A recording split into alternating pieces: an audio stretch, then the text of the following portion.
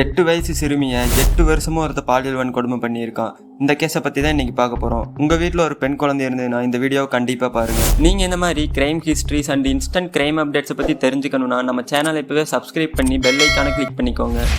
இந்த 8 வயசு சிறுமி மகாராஷ்டிராவை சார்ந்தவங்க. இவங்க அப்பா துபாயில் வேலை பார்த்துக்கிட்டு இருக்காரு. அம்மா பக்கத்தில் இருக்கிற வீட்டு வேலைகளெல்லாம் செஞ்சு வாழ்க்கையை நடத்திட்டு வந்திருக்காங்க.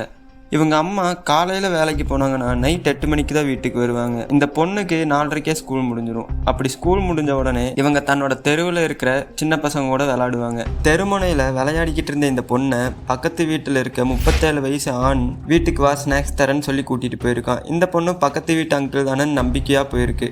ஆனால் அங்கே கூட்டிகிட்டு போய் இந்த பொண்ணை தொடக்கூடாத இடத்துல எல்லாம் தொட்டிருக்கான். ஆனால் இந்த பொண்ணுக்கு என்ன நடக்குதுன்னே தெரில. ஏன்னா இந்த பொண்ணுக்கு 8 வயசு தான் ஆகுது. இந்த பொண்ணு குழந்தை இல்லையா, அதனால எதுவுமே தெரியலை. இப்படி இவன் பண்ணக்கூடாத விஷயத்தையெல்லாம் பண்ணிட்டு அந்த பொண்ணை மிரட்டி இருக்கான். என்ன சொல்லி மிரட்டி இருக்கானா, நீ ஏதாவது வெளியே யாருக்கிட்டையாவது சொன்னீனாலோ இல்லை உங்கள் அம்மாட்ட சொன்னீனாலோ உன்னையும் உங்கள் அம்மாவையும் கழுத்தறுத்து கொன்றுவேன்னு சொல்லி மிரட்டி இருக்கான். அந்த பொண்ணு குழந்தையாச்சு இல்லையா, அதனால அவன் ஏதாவது பண்ணிடுவான்னு சொல்லி யாருக்கிட்டையும் இந்த பொண்ணு இதை சொல்லலை. இந்த பொண்ணை இப்படியெல்லாம் பண்ணா இல்லைங்களா, அவனுக்கு பார்த்தீங்கன்னா 37 வயசு ஆகுது. அவனுக்கு கல்யாணமும் முடிஞ்சிருச்சு. கல்யாணம் ஆகி குழந்தை இல்லாமல் இருக்கிற நிலமையில தன்னோட மனைவி வேலைக்கு தட்டி விட்டு இவன் வீட்டில் தான் இருந்திருக்கான். இப்படி வீட்டில் இருக்கும்போது தான் இவன் ரெகுலராக அந்த குழந்தைய கூட்டிகிட்டு வீட்டுக்கு வந்திருக்கான். இப்படி வீட்டுக்கு வந்தவன் குழந்தைக்கு ஸ்நாக்ஸு ஃபுட்டு எல்லாமே கொடுத்துருக்கான். அதெல்லாம் கொடுத்ததுக்கப்புறம் நல்லா சாப்பிட்டதுக்கப்புறம் அந்த குழந்தைய திரும்பவும் மடியில் உட்கார வச்சு தொடக்கூடாத இடத்துல எல்லாம் தொட்டிருக்கான். அந்த பொண்ணும் இதெல்லாம் ஒரு விளையாட்டுன்னு நினச்சிட்டு உட்காந்துருக்கு. இவன் டெய்லியும் அந்த குழந்தைய கூட்டிகிட்டு போய் சாப்பாடு கொடுத்து இந்த மாதிரி பண்ணிட்டு வந்துட்டு இருந்தான் இல்லையா.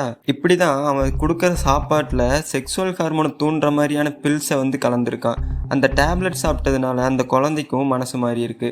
அவன் பண்ணுற எல்லா விஷயத்துக்கும் இந்த குழந்தையும் கோஆபரேட் பண்ணியிருக்கு. இதை சாதகமாக பயன்படுத்தி அந்த குழந்தைய டெய்லியும் பில்ஸ் கொடுத்தது மட்டும் இல்லாமல் பாலியலாக துன்புறுத்திட்டு வந்திருக்கான். இந்த மாதிரி அந்த பொண்ணோட 8 வயசுலேருந்து 13 வயசு வரைக்கும் அந்த கொடூரம் பண்ணியிருக்கான்.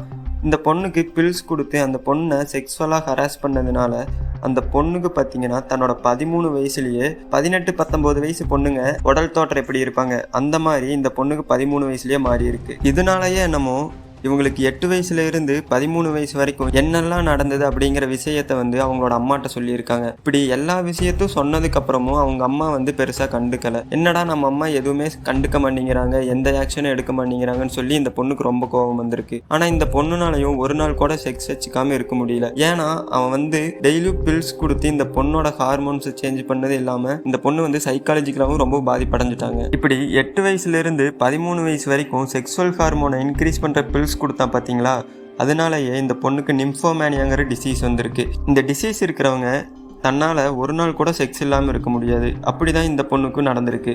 இந்த பொண்ணு அதுக்கப்புறம் திரும்பவும் அவன் கூட போய் செக்ஸுவல் ரிலேஷன்ஷிப்பில் இருந்திருக்காங்க. கரெக்டாக 2017 இவங்களுக்கு 17 வயசாக இருக்குது. தன்னோட 17 வயசில் வீட்டை விட்டு காணாமல் போகிறாங்க.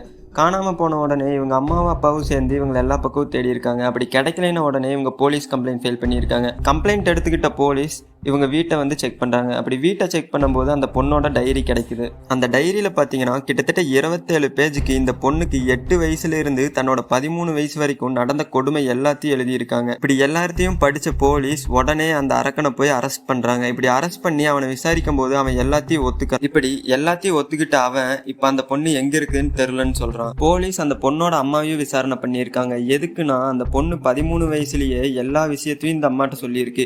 அப்படி சொல்லியுமே இவங்க ஏன் ஆக்ஷன் எடுக்கலன்னு போலீஸ் விசாரிச்சிருக்கிறாங்க.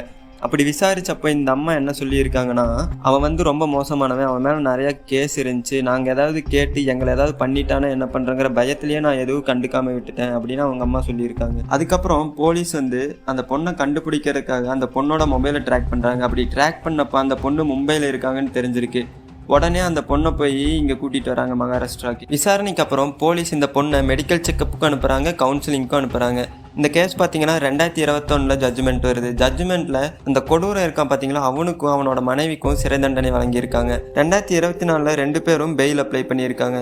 ஜட்ஜ் பார்த்தீங்கன்னா அந்த கொடூரனுக்கு பெயில் கொடுக்காம அவனோட மனைவிக்கு மட்டும் பெயில் கொடுத்துருக்காங்க. இப்போ இந்த பொண்ணு கவுன்சிலிங்கில் இருக்காங்க. இந்த கேஸ்ல இருந்து நம்ம என்ன எடுத்துக்கணும்னா, நம்ம குழந்தைகளுக்கு நம்ம தான் பாதுகாப்பு. நம்ம குழந்தைகளோட நடவடிக்கையை கண்காணித்து அவங்களுக்கு நல்லது கெட்டது சொல்லித்தரது தான் நம்ம கடமை. இந்த கேஸ் பற்றின உங்களோட கருத்தை கமெண்ட்ல சொல்லுங்கள்.